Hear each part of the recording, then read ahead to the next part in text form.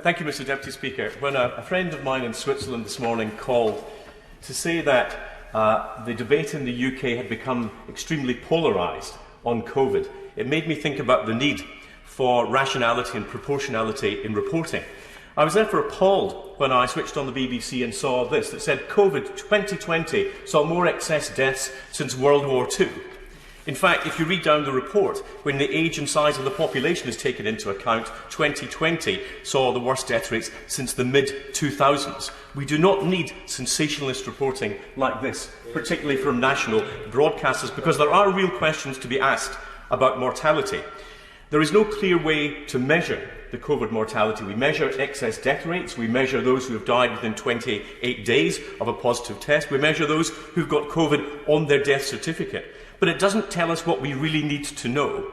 We need to know those who have actually died of COVID as the primary infection. We need to know those who've died with COVID, i.e. died of something else but have been diagnosed as being positively exposed. And we need to know those who've died as a result of COVID, either because of the lack of access to healthcare during the lockdown or because of a diminution of capacity in the healthcare because of high infection rates, which is why I reiterate my plea to have a commission set up cross-party and cross-house to look at how we can actually get better data, which we will need for the future.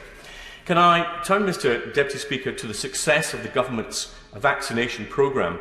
The 7-day average of doses administered per million population show the UK at 2,500, Denmark second top in Europe at 1,500 and well ahead of Germany on 571 and France only on 340. This is a great success for the government, and it's the success of the availability of the vaccine is the success of the strength of the Union.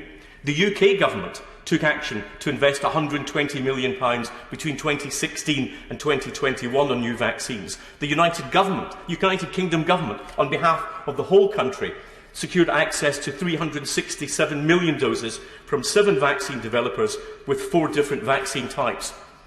Now in Scotland, the people of Scotland are asking, will I get my vaccine soon as a response to COVID? Will I get my business support as a response to COVID?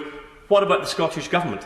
The Deputy First Minister says a second referendum is a critical response to COVID.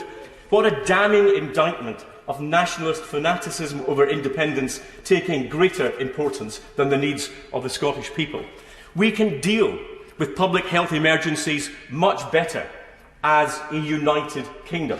It is not the government of England that is cutting the number of vaccine targets in half for the rest of January. We can not only do better within the United Kingdom, Mr Deputy Speaker, we can help lead the global response to this and future pandemics better together.